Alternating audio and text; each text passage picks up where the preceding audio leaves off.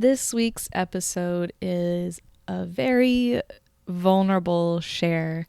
Not gonna lie, it's one of those episodes, and I've had quite a handful of these episodes on the show so far, where my heart catches a little bit in my throat and I feel a little fluttering in my chest at the thought of sharing this, because it's been a very vulnerable, personal story that I've been keeping for the most part to myself in my life. But when you do a podcast, it's guided by higher power, and as something I am consistently working on every day, you don't really stay in the easy side of things. You don't really stay in the shallow end. You have to really listen to the call. So that's what I'm doing here. So this week's episode is about my experience working through the first step in Anon. Anon is a group for loved ones of addicts. And within this group, I've found community, amazing community, and a path towards a new way of living. As I begin to work through the 12 steps, I found myself at a absolute standstill within the first one, which is admitting I am powerless over my attempts to control and manage my life when it has become unmanageable. Walking through these steps is not for the faint of spirit, and it requires full trust in a higher power. It has shown me my blind spots in my relationship with God, and it also requires a willingness to surrender to the path ahead. Some highlights from this episode. My journey with my spirituality, from being raised within the Catholic religion to stepping away from my prior concepts of God and just not really liking that word in general, and then to redefining my spirituality in my early 20s, and then once again finding myself at the moment at a crossroads within this space. The mixed bag of emotions that I have towards the first step, we low-key hate it, and my journey of moving through fear and stepping away from the insanity of believing I can control and fix everything in my life. Addiction is one of those things that requires a village. You absolutely, if you are suffering from addiction or you are the loved one of someone suffering with addiction, it's not meant to be done alone. It takes community, it takes a village, and it takes work every single day.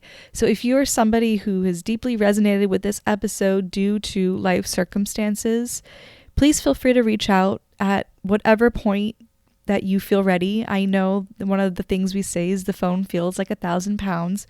I know it's not easy, but I want you to know that you are not alone and you don't have to be alone. All of that being said, not everybody understands how to be there for someone who is affected by the sickness of addiction. By being in Al-Anon, I've learned to, one, ask for help and to open myself up, but also to keep myself protected in some respects in terms of oversharing to people, again, who just don't really get it. And that's okay. Not everybody is going to get it. And it does take a process of learning for some of us on how to show up and not further contribute to the mindset of the sickness. So while I encourage you to lean on your people, I also encourage you to use discernment. We're all here. I am here. And please feel free to reach out. You can find all of my information in the show notes.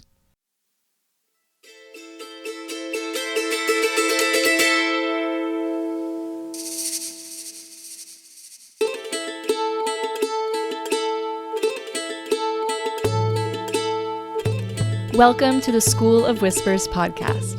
This is your host, Stephanie. I'm a licensed acupuncture physician and herbalist with a background in psychology, health sciences, and exercise physiology. Within my own spiritual awakening, I found myself learning pivotal lessons when I got myself to be in silence. Within that silence, the whispers came through. This is my sacred space of vulnerable storytelling where my guests and I share about the magic that comes from a life of following these whispers.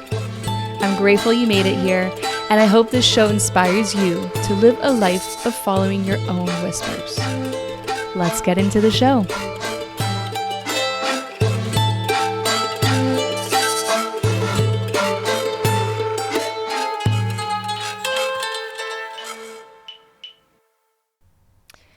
podcast family. I am going through it right now. I was awake from like 2:30 to 5:30 a.m. last night, and during that phase of the insomnia where I was trying to really reel my mind in, reel my emotions and my body into a place.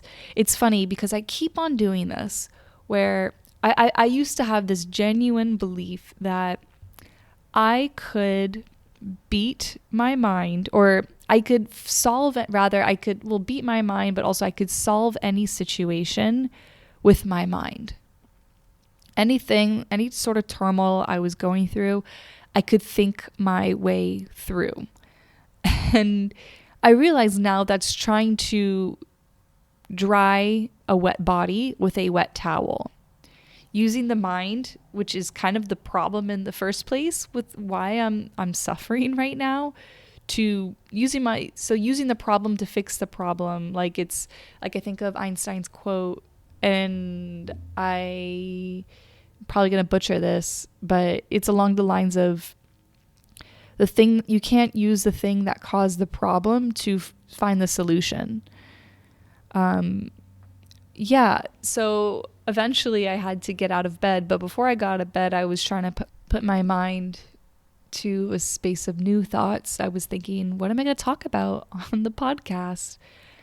And when I thought about talking about this experience, my anxiety, all the sensations in my body grew tenfold. And so I started thinking about, okay, I can talk about nutrition. I can talk about proper nourishment, chi and blood, all that stuff. And I just felt myself grow sedated, which in the moment was what I needed. And eventually, the mind wandered again into places of turmoil and suffering, and I got out of bed.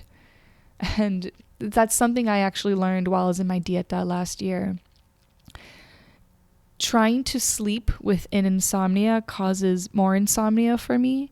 So when I finally get the courage to just get the fuck out of bed and go move my body, do breath work, pray, meditate, light a candle, stare at the candle, whatever it may be, anything but the actual act of actively trying to fall asleep, it actually helps me overcome the insomnia or whatever it is that's like, again, it's I can't use my mind that's created the problem to fix the problem. I'm more and more having to really drop into my body to get there.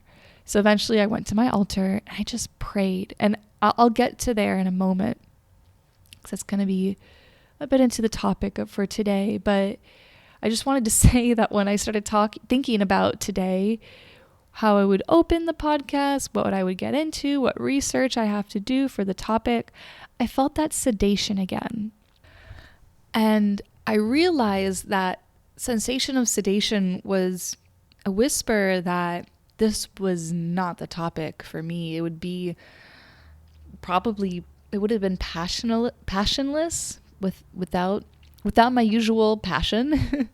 And it would have just been a form of numbing.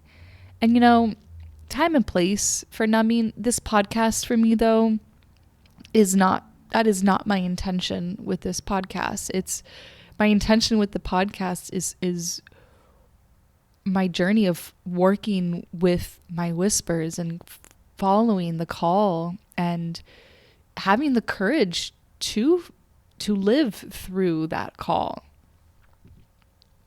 And last night around 4 a.m., about maybe 3:30, I microdosed some iboga.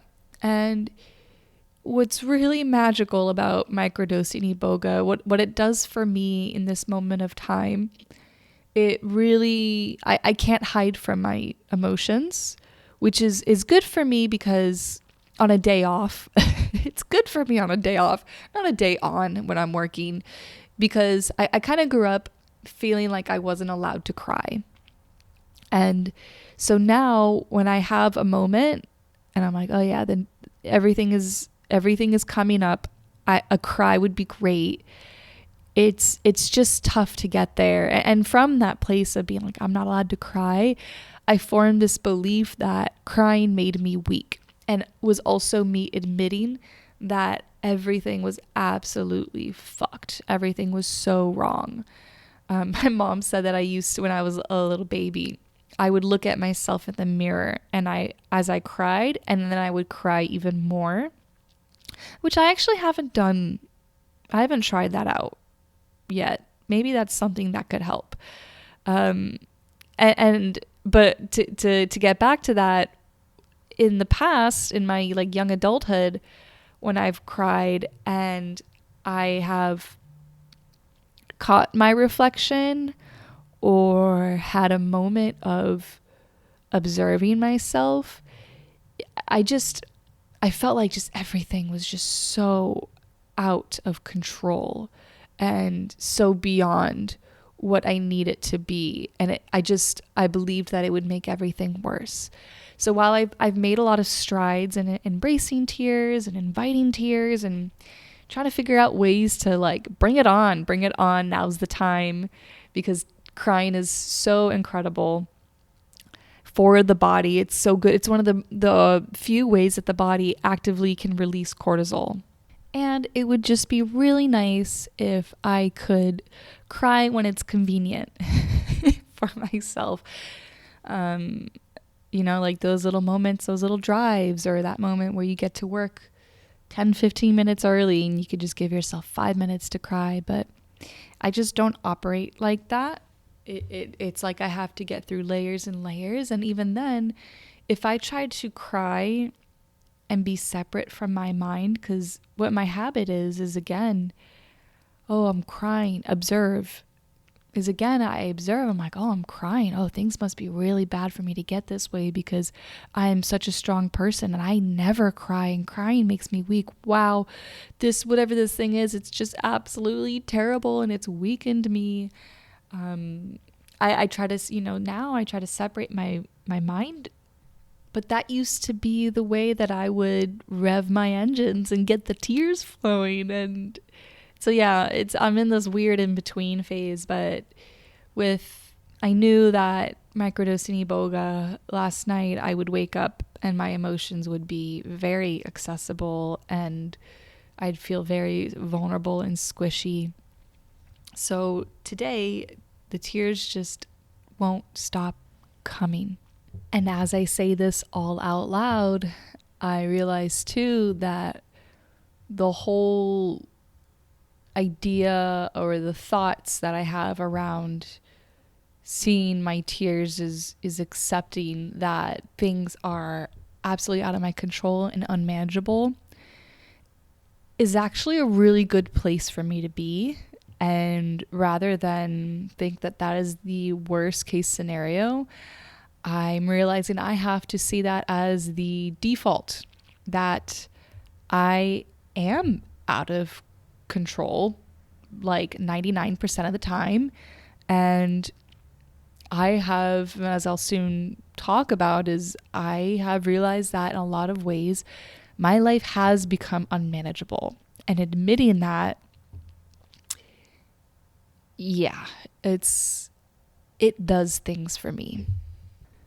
Before I do get deeper into this, I do want to say, and maybe I'll probably just make this announcement as well in the beginning, but I am going to be taking a mid-season break from the podcast as of this coming Monday. Next Friday the 25th through November 1st, I'm going to be at a retreat. I'll be sitting with iboga, and I don't know how much time I'm going to need. I'm definitely, for the 28th and the 4th, I won't be posting any podcasts, but I've definitely been feeling like the podcast is taking up every spare moment. I'm a one-woman show, and to anyone who wants to do a podcast, please don't let hearing this over or keep you from wanting to do it, because this journey has been epic. It's a lot of work though. It is so much work. And now that I'm working full time, I'm realizing that I have this mindset of this prior mindset before having a full-time job with all this security of what can I do? How can I put myself out there? What else can I do? And I think that mindset has infiltrated the podcast, and it's taken a bit of the joy away from my creation. And I've been way too much in hustle mode versus creation mode.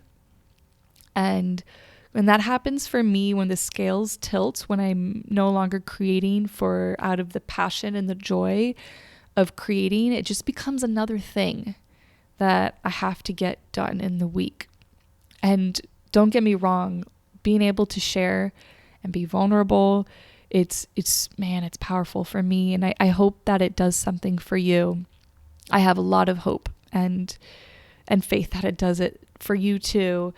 But yeah, I need to put myself first here. So when I do eventually return to the show, I will be doing every other week again. It's funny because last year I did that. Last season, I decided towards the end of the season to post every other week, and it felt like I was defeating myself. And I was thinking, gosh, when I get out of school, I'm going to rededicate myself and do every other week. And yeah, I went back there, and it's just not the vibe right now. Maybe in the future when I have help for the show, it'll be a different vibe. But yeah, without revealing like my blood and guts on the table to you, I do want to share what's really truly been my world and on my heart.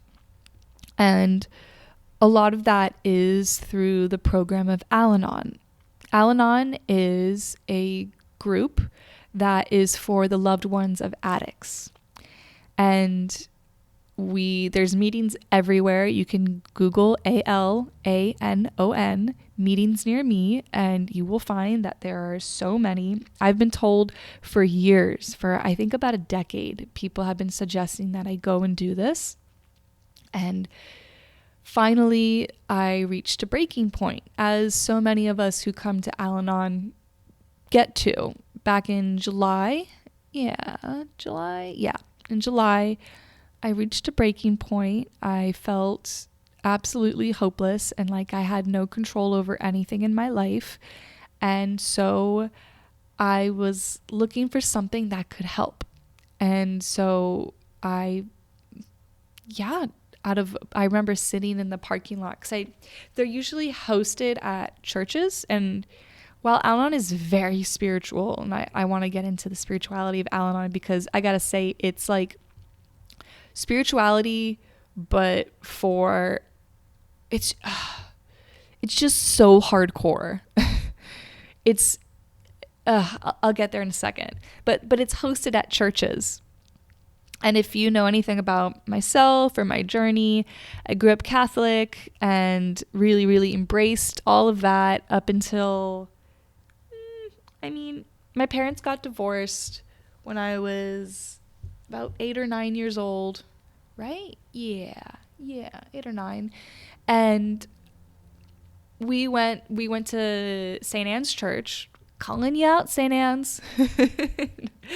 And I always went to church with my mom. It was just kind of something we always did. She grew up Catholic as well.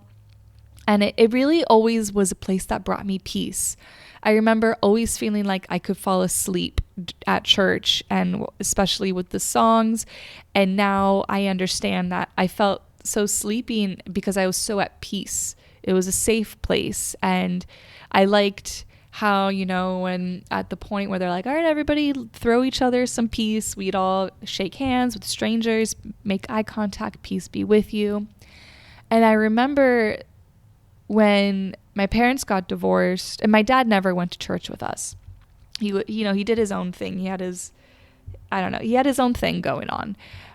But when my parents got divorced, we went to church a little bit less. And then when we did go to church, I remember the people around us did not turn around to throw us some peace. And it happened about twice.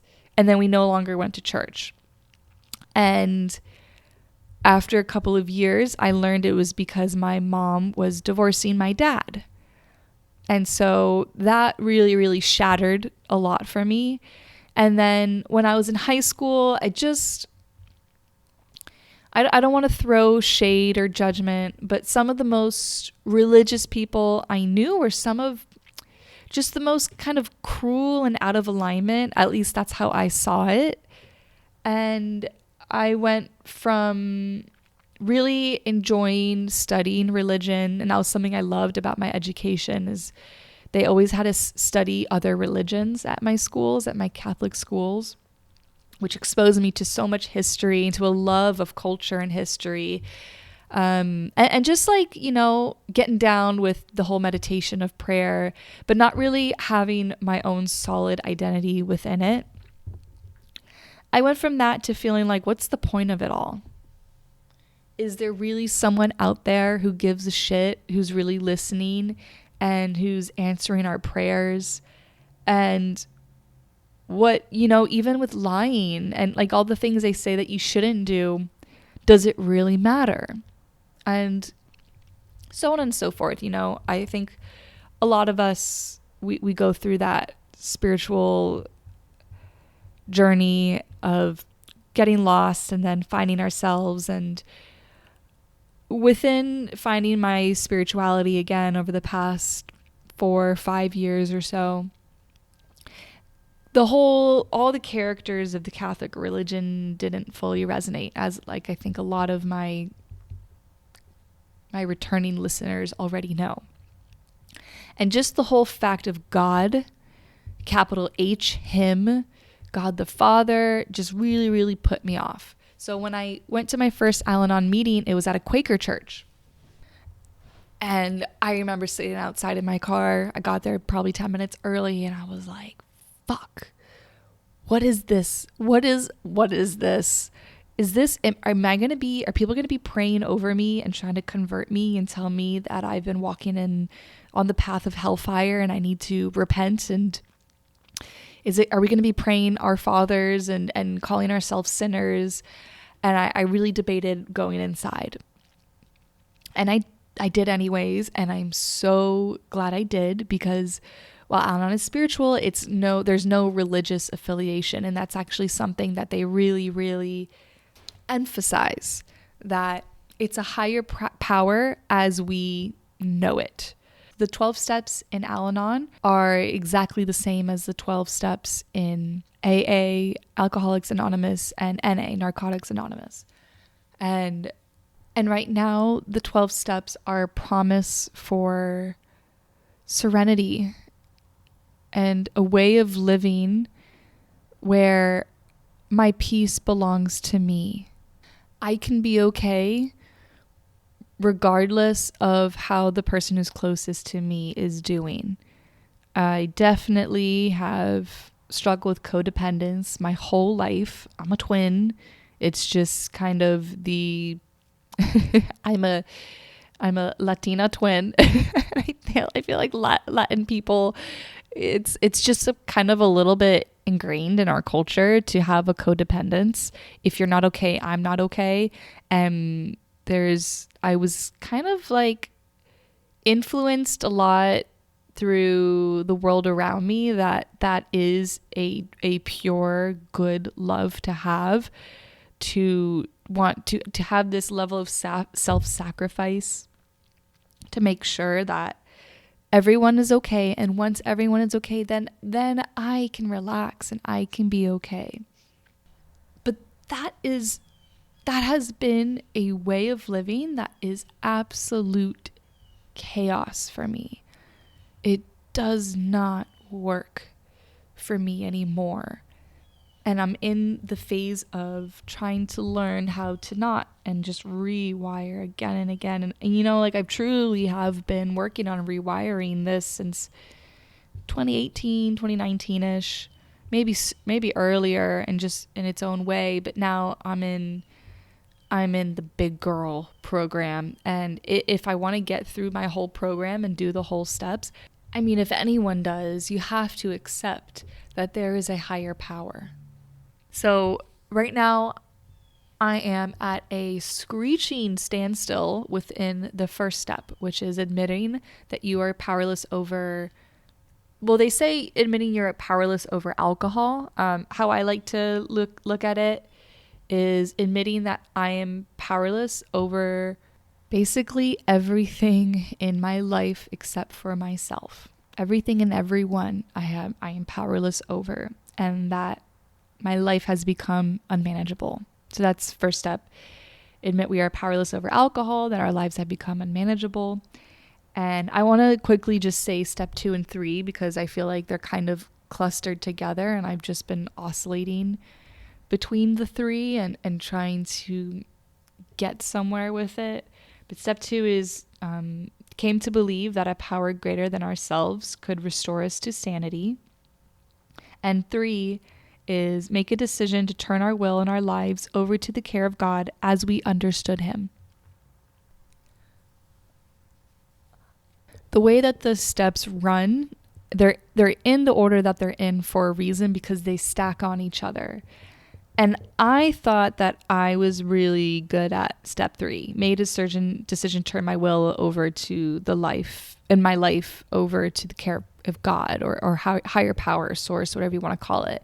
Because ever since my spiritual awakening, I'd found this connection within myself to something greater than me for the first time that I truly could really intellectualize. It was like both. It was this beautiful combination of being able to intellectually get there and logically make that decision for myself to the degree that making a spiritual choice could be logical, because it's not. If logic was the thing that helped us believe, then none of us would believe in a higher power, because what's required so deeply is the feeling and the connection. And so ever since I was able to get myself around this new version of God in my life, I could really feel that connection and having access to the idea of having ancestors and guides and this higher self. I really actually kind of stopped there. I realize I really heavily relied on my highest self as my compass, as my knowing, and in a way I just didn't want to go any further than that because I had never had a connection with those sides of myself before, of realizing that my ancestors were always with me, guiding me, loving me, and having that beautiful, just timeless connection there. And then, having guides, realizing that everything in nature around me, every symbol, every sign, every deity that I was told as a girl that was false. And if I looked into them or worshipped them, then I would go to hell. I all of a sudden kind of realized, it's all different fingers from the same hand. That is source, God, goddess, whatever you want to call it. But I just, for the past, I think 3 years, I've really stayed within those 3 because I wasn't ready really to face this idea of God, because I think some of it stems from just like father masculine wounds and distrust and my past with Catholicism. Like there was just a lot of things that I was blocking myself with, and I had this innate knowing that what would be required to get there is prayer. And I just my life has been very heavy. My life is very beautiful, very, very beautiful. I am very blessed. And there's just been a lot of things that I've had to face and heaviness since I was maybe 15 years old. And that was around the time where I kind of felt like, well, no one's really listening. No one's really fixing anything. So what's the point? What's the point of prayer? And it wasn't until this year that I I couldn't get out of bed in the morning, or I would have insomnia at 3 a.m. and all I could do was just pray.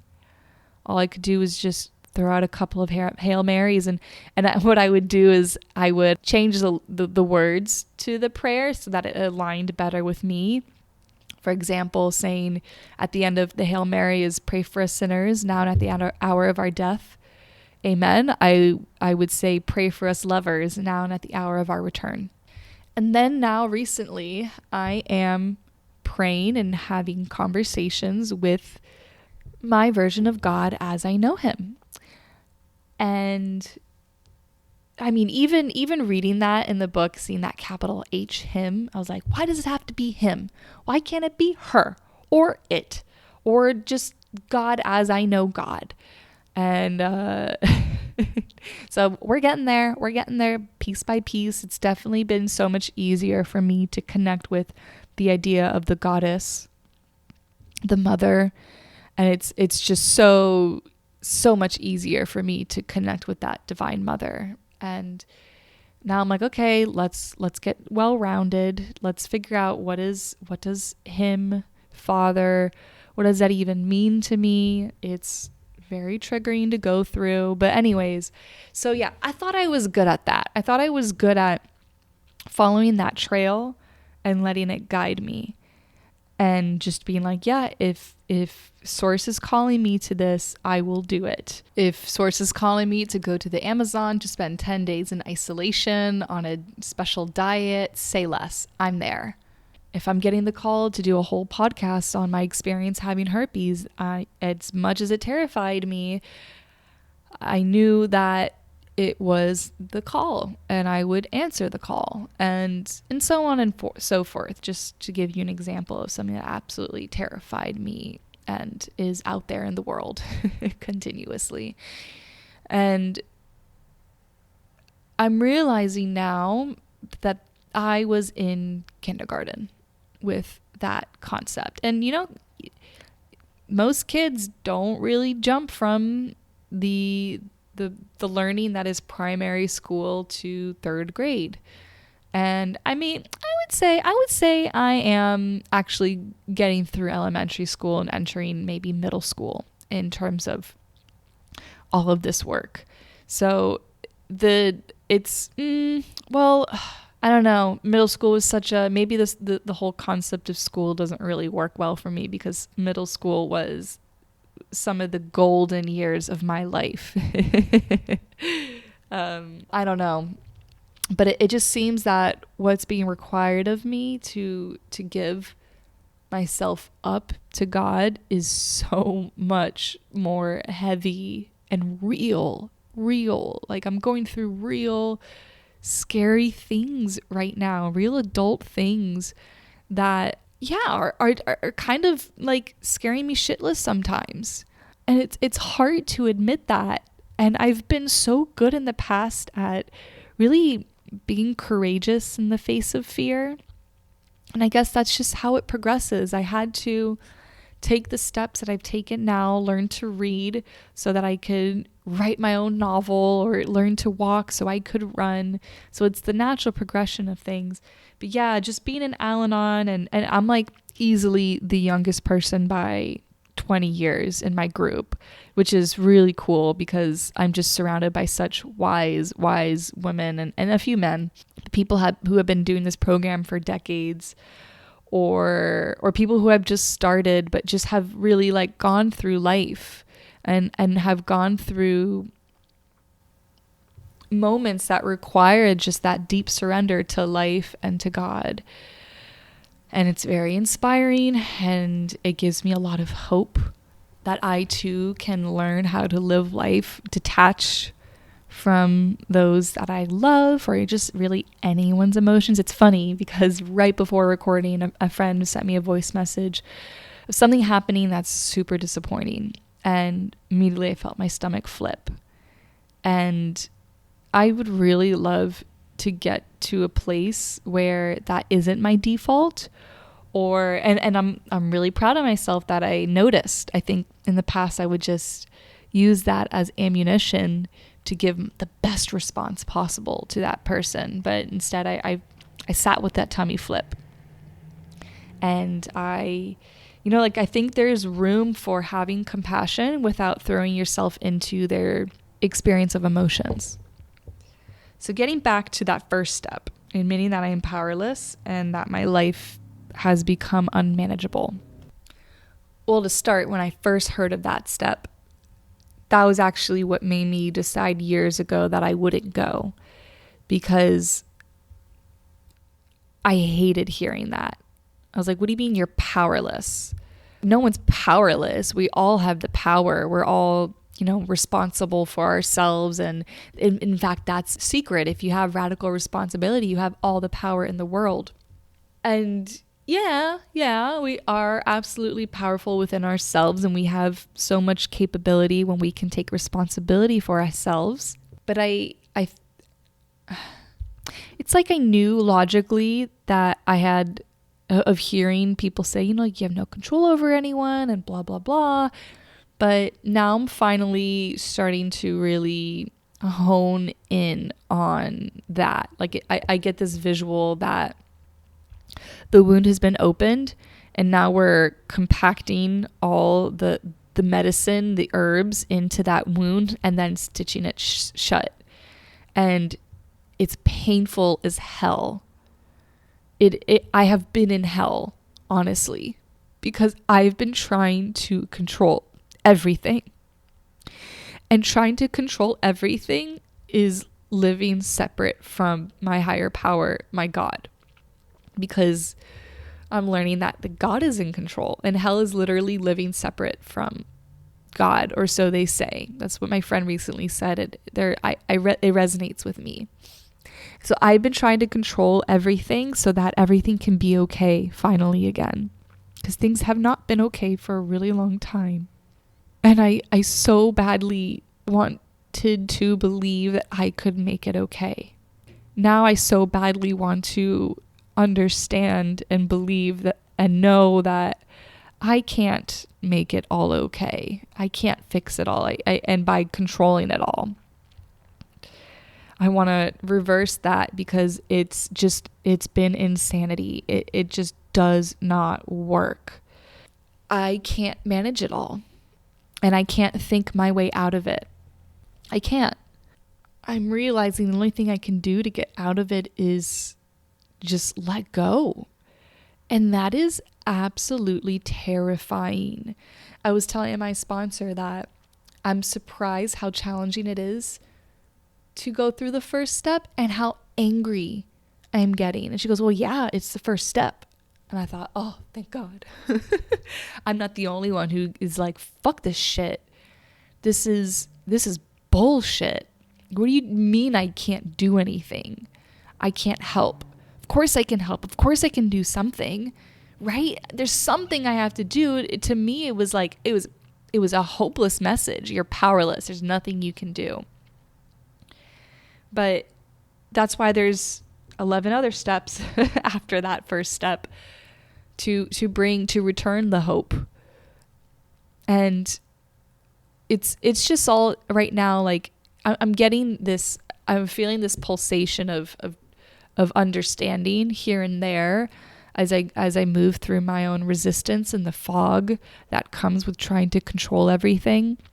It's like during my time being unemployed, for the past couple of months, I went from laying in bed, because it was nice to lay in bed in the morning. I would write my book and I would really enjoy myself, to doing that every morning and getting really anxious. And I was no longer writing my book. I was fucking around on Instagram and scrolling, and I would just get so absolutely anxious and be stuck in bed for like 2 or 3 hours. And I had been there before, back in 2019. I did the same thing when I lived in New Zealand. And on a side note, like I'm realizing how important it is to have something to get out of bed for in the morning. But I realized after a long couple of weeks there that was not it. That was not the move. I have to get myself out of bed. Even though it's great to have a day where I have nothing planned out, I can just be a lady of leisure and enjoy the moment and be slow and yin and feminine and all that good stuff, I still needed to make sure that I got out of bed. And so now what I do, thanks to my wonderful husband at his suggestion and him kind of holding me accountable and calling me out, he said to me, Steph, I realize that you've been going on to your phone first thing in the morning. And I know that when you're in your best way, you don't do that. You have for years would plug your phone in the living room. And I just wanted to say that.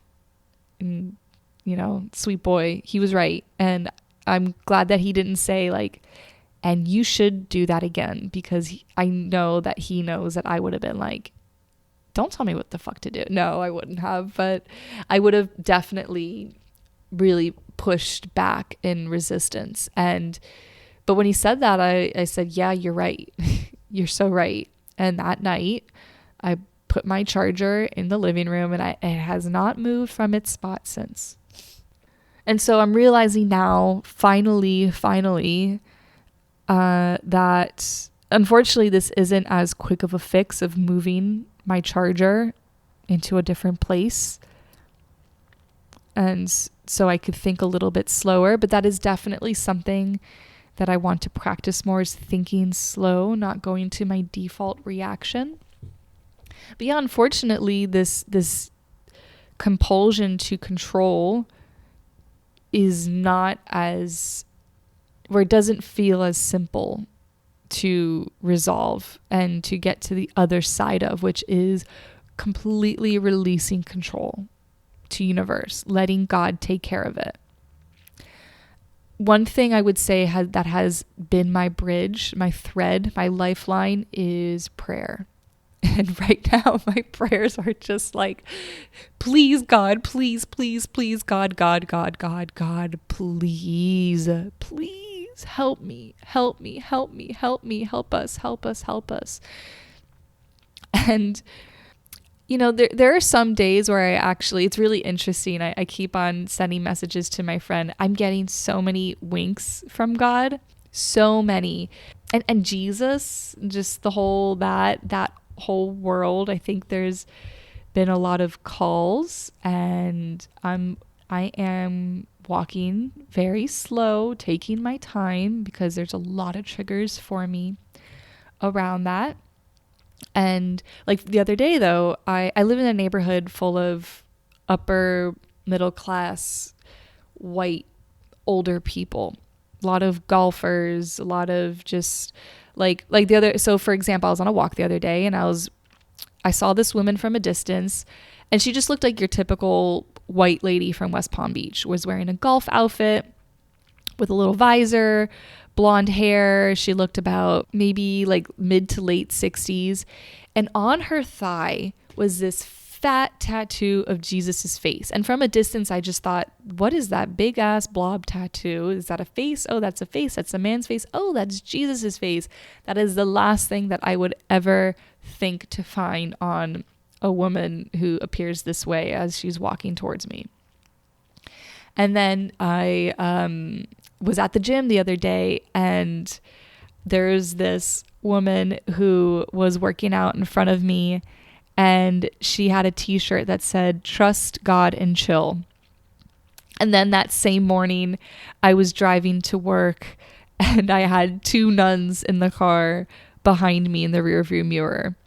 And it's just a lot of little things like that have been in my face. And I don't think I'm going to be leaning in towards religion anytime soon. I think I've already done that in my life, and it just doesn't really work for me. But I think God and all the concepts and the characters, as I like to say, around it, which are maybe, because I don't know, I mean, deity is not the word, obviously, because there is one God in Catholicism and Christianity. So the Mary, the Holy Spirit, Jesus, Joseph, the saints and angels, there's something in there. There's a thread in that I will get to on my own time. I'm not in a huge rush, but being back into the place where I am, open to prayer. It's funny. The other day I woke up so just full and bursting with chi that felt chaotic. I did my Kundalini. I prayed. I did a Buddhist inspired meditation of observation. And then I did my mantras for the planet Jupiter.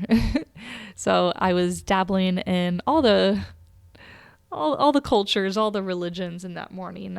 To me, that's a happy place. That's a very comfortable place where I can get around. That's where my spirituality is at right now.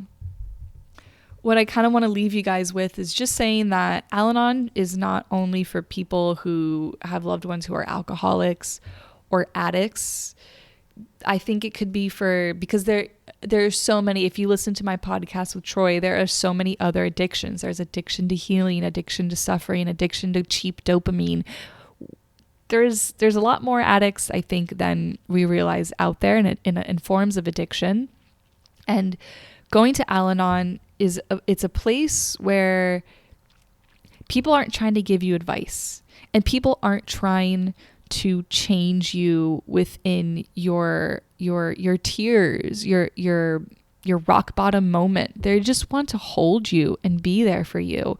I love that no one has ever, when I've done my share and cried, no one's ever handed me a tissue. And that was actually something I was listening to an Al-Anon speaker on a podcast that she was saying, that's a thing. That's a thing in Al-Anon. So as far as I know, that people don't hand you tissues because that is like a message of saying, clean yourself up.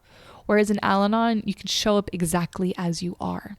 It's a safe place for your pain. And I really, really especially love that no one's trying to give advice, because nobody can, it's along the premise of, we can't assume that we know what's best for you. Only you know what's best for you. And it's, at points it's tough, because I was saying I just went today. That's obviously why this is all heavily on my mind right now. I was saying to someone at my meeting afterwards, I really wish someone could say to me, do this, that, and this. And in this amount of time, you will feel this way. And that's just not how it goes, because you have to work the program for yourself. You have to learn what works for you. And that's another thing I really, really admire about it. There's just no ego or dogma to it. It's just suggestions on a way to live, and you have to apply it to your life and how it works. And so it really, really encourages figuring out who are you even? How do you operate? What works best for you? And anything to me that really encourages that acknowledgement of self and learning how to work with yourself and take responsibility of your life and let others live their own life is just of really pure intention. I think that Al-Anon is a way of living compassionately, where you can detach yourself from others. We talk about caregiving versus, a woman and I within Al-Anon, we talked about this. Caregiving versus caretaking. Caretaking is this idea of you're caring for someone because you're trying to take some peace out of the situation or take some validation out of the situation. Let me care for you so that you can stop being such a fucking mess so that I don't have to suffer anymore. Whereas caregiving is giving your gifts, your abundance, to really, for the sake of giving, out of love, just out of a pure place. And what I'm really trying to work on is being united with my loved ones through love, rather than connected through our emotions, because I'm realizing so much more. I thought I had really weeded this out in a lot of my relationships, but there's such a deeper layer of an enmeshment of our emotions, and I need to nip it at the bud. I want so badly to be okay, even when my person is not okay, whoever my person is. And I think we all deserve to live like that. I think that if we can live from that place, if I can live from that place, I'll feel less afraid and irritable and out of control and try to control. And I won't do all of these behaviors wrapped around this fear. Because what happens when the fear isn't conscious and looked at and faced and acknowledged is we start to act from that subconscious place and make decisions and act from behaviors out of this dysfunction. And it just causes such a ripple. It's addiction and substance abuse is a terrible disease. And that disease affects so much more than the person who is actively using or is the addict. It affects everyone that is in their immediate life and as well as in that external life in some way or another. I've been saying, because I was pretty good this summer, and then within the past 3 weeks, I've had my own relapse of needing control over everything in my life. I'm asking my loved ones, like, hey, just like say someone relapsed on cancer or relapsed on using, please be gentle and patient with me because I'm in my own relapse.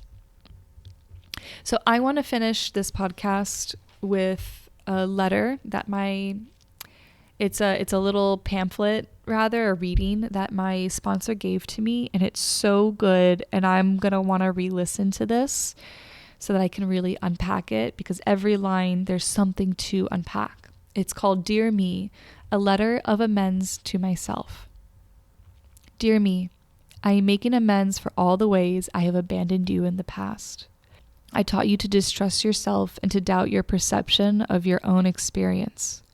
I made you put everyone else first, convincing you that if you were good enough and got everything right, then you would have a chance in the light too. That time never came, though you waited and waited. I am so sorry. I convinced you that you were not enough the way that you are today already, and that there was something inherently shameful and defective about you that you had to keep hidden. Dirty secret of you. I told you to hide, to blend in, and to conform to what I thought other people would expect of you. I told you that anger was bad and attention seeking and that all risks were reckless. I endlessly dangled a carrot in front of you, promising a time when you would be happy and loved and seen. But first, I made you jump through so many hoops. I told you a million stories to keep you stuck in place. Scary stories and fairy tales, all designed to freeze you in perpetual waiting. I convinced you to settle for relationships that did not fill you up. Relationships of dependency and enmeshment, but not true intimacy, true partnership. I did all of this and more because I loved you and was terrified for you. I did not trust you to be able to take care of yourself, so I robbed you of the dignity of your own experiences. I believed I was keeping you safe. I see now I was keeping you small. From now on, I am committed to encouraging you to always put yourself first, to take healthy risks, to never accept unacceptable treatment, to never settle for less than your worth. I will encourage you to take up more space, to use your voice, and to allow others to see you entirely and authentically. I will challenge you to remain rigorously honest with yourself and to take actions in the direction of your dreams, and I will call you out when you're hiding in fantasy. I will trust you to make your own decisions and to handle your own consequences. And I will love you unconditionally and eternally, just as you are, and with nothing to prove. So that, I think, could be a letter to myself. And I think that could also be a letter to those in my life that I am trying to control, at least in that last paragraph, for sure. Whew. All right. Well, that's that for this week. In the next couple of weeks, as I said, I will be taking a break, and then I'm going to have a really awesome podcast for you guys. I think I do want to have it ready for the beginning of November, because it's a podcast that's all about our ancient ancestors, just the beginning of humankind. And I think that right now, the month of October and November for me are really, really, I'm in constant reverence and thinking about constantly just those who have come before us, like my ancestors and my angels, my guardian angels. Oh God, I feel like I'm about to just bawl cry. There's a lot to be grateful for, and there's just a lot of feelings, and I know that I feel like I'm having deja vu saying this, but I know that I'm doing this not just for me, for those who have come before me. And I saw in my last iboga ceremony, and I don't know how true this is, but that my children will be the souls of within like my ancestral lineage. Just it'll be loved ones coming back for me to parent. I don't know. Thank you so much for listening with an open heart. I'm gonna go cry now. I love you so much. If you would like to support this podcast in any way, please leave your rating and review. It is going to help me so much more than you could ever imagine. And share with a friend, and keep in touch with me, please. And I'll keep in touch with you. Sending you my love.